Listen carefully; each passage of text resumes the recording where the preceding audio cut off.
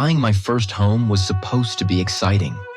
A fresh start, a place of my own. When I found an old but spacious house in Cleveland, Ohio for an unbelievably low price, I thought I had struck gold. It had everything I wanted, a big backyard, a basement, and even an attic. The realtor mentioned that the previous owner had left in a hurry and never came back for most of their belongings. That should have been a red flag, but I was too focused on the deal. For the first few weeks, everything was normal. The house creaked at night, but it was an old place. I figured that was expected. I spent my days fixing minor things, unpacking, and settling in. Then I found the hidden room. It was late one evening when I decided to clear out the basement. I had barely set foot down there since moving in, aside from a quick glance around. It smelled musty, the air thick with dust. The concrete floor was cracked in places, and dim light bulbs cast long, eerie shadows. Most of the basement was filled with junk. Old furniture, rusted tools, boxes of clothes that weren't mine. I started pushing things aside when I noticed something strange. One of the basement walls didn't match the others. While the rest were made of stone, this section was wooden and looked newer than everything else. I walked up to it, running my fingers along the grain. Something about it felt off. I knocked on it. Hollow. My stomach turned. I grabbed a crowbar from the pile of tools and wedged it into the edge of the wooden panel. It took some effort, but after a few strong pulls, the panel ripped away, revealing a hidden doorway. Behind it was a small, windowless room. I stepped inside cautiously, my phone flashlight illuminating the space. The air inside was thick and stale, like it hadn't been disturbed in years. But that wasn't what sent a chill down my spine. It was the chair. A single wooden chair sat in the center of the room, bolted to the floor. Heavy chains were attached to the walls, long enough for someone to move a little but not escape. I swallowed hard and took a step back. That's when I saw them. Scratches. Deep, erratic scratch marks covering the walls, some high up, others low near the floor, like someone had been trapped in there for a long time. My heart pounded. This wasn't just some storage space. Someone had been locked in here, and they had been desperate to get out. That night, I barely slept. I lay in bed, staring at the ceiling, listening. The house suddenly felt different. Every creak, every faint sound made my skin crawl. Then, at 2 a.m., I heard something that made my blood run cold. It came from the basement. I sat up, holding my breath. It was faint, but definitely down there. Then I heard it again. A slow, dragging sound. I grabbed my phone, crept to the basement door, and pressed my ear against it. Silence. I waited for a few moments, heart racing. Just as I was about to turn away, knock. A single, sharp knock from the other side of the door. I stumbled backward, nearly dropping my phone. My body was screaming at me to run, to get out of the house, but I forced myself to stand there, gripping the doorknob. I counted to 3 in my head, took a deep breath, and swung the door open. There was nothing there. The basement was dark, the stairs disappearing into the blackness below. But something was different. The hidden room door was open. I knew I had shut it. At this point, I was done. I called the cops and told them someone had broken into my house. When they arrived, they searched the entire basement. No signs of forced entry. No intruder. Then one of the officers stepped into the hidden room and froze. "Look at this," he muttered. I stepped forward and saw what he was pointing at. Among the old, deep scratches on the walls were fresh ones, as if someone had been clawing at the walls recently. That's when the other officer made a discovery that still haunts me to this day. A single, fresh handprint. Right next to the chair. It wasn't mine. The cops couldn't do much. Since no one was actually there, they just advised me to be careful and lock my doors at night. The next morning, I decided to search online for anything about my house's history. I wasn't sure what I was looking for. Maybe an old news article, maybe a past crime. But I needed answers. After some digging, I found something. Years ago, a man had gone missing from this very house. No signs of forced entry, no evidence of a struggle. He had simply disappeared. His family insisted he wouldn't have just left, but the case went cold. What disturbed me most was the date he vanished, exactly 10 years before the night I moved in. That was enough for me. I packed my things and left that day. I don't know what really happened in that basement or if something was still lingering there.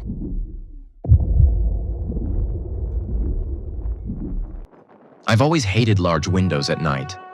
Something about them makes me uneasy, like I'm being watched.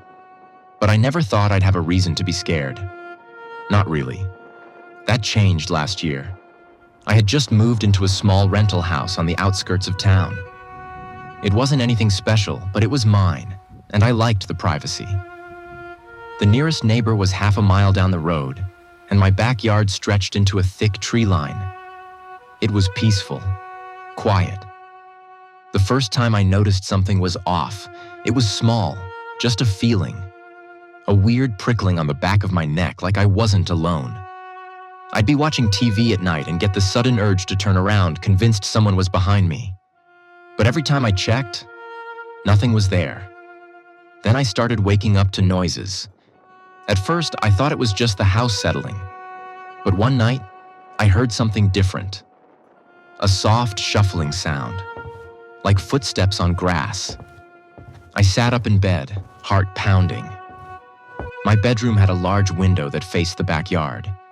The blinds were shut, but as I listened, I swear I heard breathing. I wanted to check. I wanted to pull back the blinds just an inch and see if anything was out there. But something in my gut screamed at me not to. Instead, I sat there, frozen until the sun came up. The next morning, I tried to brush it off. Maybe an animal had wandered through my yard. Maybe I was just paranoid from living alone. But later that day, as I was leaving for work, I noticed something that made my stomach drop. Footprints. They started at the tree line and led straight to my bedroom window. That night, I double-checked the locks, closed all the curtains, left a light on in the living room. But at 2:47 a.m., I woke up again. It was soft, deliberate, knuckles against glass. I stopped breathing. My bed was positioned so that if I turned my head just slightly, I'd be facing the window. I didn't want to look, but I did. And I saw him. A tall, thin man stood outside my window, his face inches from the glass. His skin was pale, almost gray under the moonlight. His lips were pulled into a smile, too wide, too forced, like he was trying to mimic an expression he didn't quite understand. And his eyes. They didn't move. They didn't blink. Just locked onto mine like he had been waiting for me to wake up. I scrambled backward, nearly falling off the bed. My heart slammed against my ribs as I fumbled for my phone, my hands shaking so hard I almost dropped it. I dialed 911, but the second I looked back, he was gone. No sound, no movement, just an empty yard. The cops showed up 20 minutes later. They searched the area, found nothing. But when they shined their flashlights near my window, I saw something that made my skin crawl. Handprints, smudged across the glass, fingers splayed out. The officers told me to keep my doors locked, to call if anything else happened. Then they left. I didn't sleep at all that night. The next morning, I installed cameras, one in the front yard, one in the back. I told myself it was over, that maybe it was just some creep passing through. And for a few nights, it was quiet. Until I checked the footage. The motion sensor had gone off at 2:47 a.m., the exact time I had woken up that night. I clicked on the video, my pulse pounding in my ears. At first, I didn't see anything, just my empty backyard, the trees swaying slightly in the wind. But then, at the very edge of the frame, something moved. A figure, stepping out from the trees. Him. He didn't come to the window this time.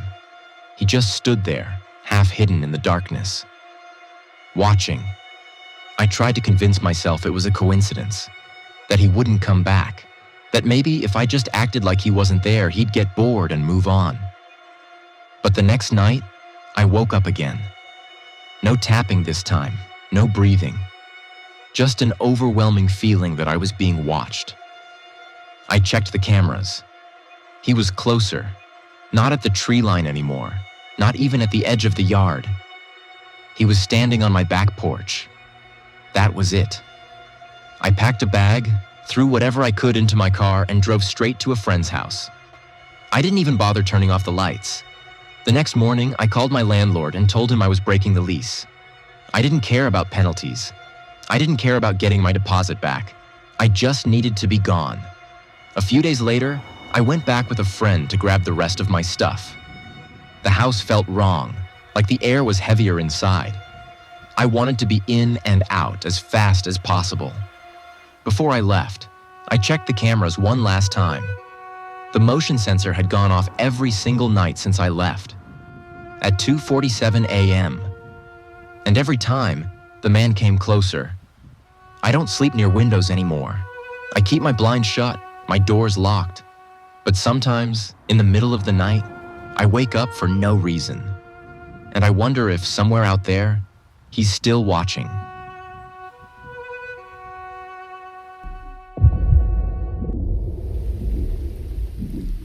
I should have never moved into that house. From the moment I stepped inside, something felt off. I can't explain it. The air was thick, like the house was holding its breath. The silence felt unnatural, too heavy, like something was waiting. But I ignored it. I told myself I was just nervous about living alone for the first time. I lasted 3 weeks before moved out. At first, it was just little things. Lights flickering, even after the landlord swore the wiring was fine. Faucets dripping, even though I knew I turned them off. The feeling that someone was watching me when I stood in the hallway at night. Then came the smells. It would hit me out of nowhere. A damp, rotting scent, like old wood and decaying leaves. It came strongest from the last room at the end of the hall. I didn't need that room, so I never went in. I left the door closed and tried to forget about it. But every morning I'd wake up and find it wide open. At first, I told myself I must have forgotten to shut it. But then I started making sure. Double checking. I'd close the door, turn the handle to make sure it was latched, and even wedge a chair under the knob before bed. But every morning, the door would be open again. The chair would be pushed aside. I tried to rationalize it. Maybe a draft, maybe the floor was uneven. But deep down, I knew that wasn't it. Then the noises started. One night, around 3 a.m., I woke up to a faint sound, like something scraping against the floor. I held my breath, listening. It was slow, deliberate, like something was being dragged. I sat up, my pulse pounding in my ears. My room was dark except for the dim glow of the streetlight outside. The sound was coming from the hallway. Then, a bang. I jumped. It had come from the far end of the hall, the room. I reached for my phone, turned on the flashlight, and forced myself to get up. My feet felt like lead as I stepped into the hallway. The air was colder out there, and I could feel the hairs on my arms stand up. I followed the beam of my flashlight down the hall, and then I stopped. The door was open, but this time it wasn't just open. It was wider than usual, like it had been pulled back violently. The smell was stronger now, making my stomach turn. I aimed my flashlight into the room, scanning the empty space. My breath caught in my throat. The chair that I had wedged under the handle, it was in the middle of the room. I couldn't move. I could feel my heartbeat in my throat, my whole body screaming at me to run. But I didn't, because that's when I noticed it. In the farthest corner of the room, where the light barely reached, Something moved. A shadow. It shifted, slowly, deliberately, like it knew I was watching. I felt something cold crawl down my spine, something primal, something that told me I was not alone. And then, a knock, not from the window, not from the walls, from behind me. I spun around, my breath hitching in my throat. The closet door at the end of the hallway was cracked open. I had never opened that closet. I didn't even know what was inside. The tapping came again, softer this time, like fingernails against wood. I ran. I slammed my bedroom door shut and locked it, pressed my back against it, shaking so hard I could barely hold my phone. I wanted to call someone, anyone, but what the hell would I say? There's someone in my house? Because that's what it felt like. Not like a haunting, not like some weird coincidence. Like someone was in there with me. I barely slept. Every time I closed my eyes, I swore I could hear it. That faint, rhythmic tapping, like it wanted me to open the door. The next morning, I packed a bag. I didn't even care if I left things behind. I just needed to leave. Before I walked out, though, I did one last thing. I checked the closet. My hands were shaking as I gripped the handle. The wood was cold. Too cold. I took a deep breath and yanked the door open. Nothing. Just an empty space. But on the inside of the door, there were scratch marks. Deep, jagged scratches, like someone had been clawing to get out. I never went back to that house. I broke the lease, lost my deposit, didn't care. I didn't even take most of my things. But sometimes, even now, I wake up at night, and I swear, just for a second, I hear that tapping.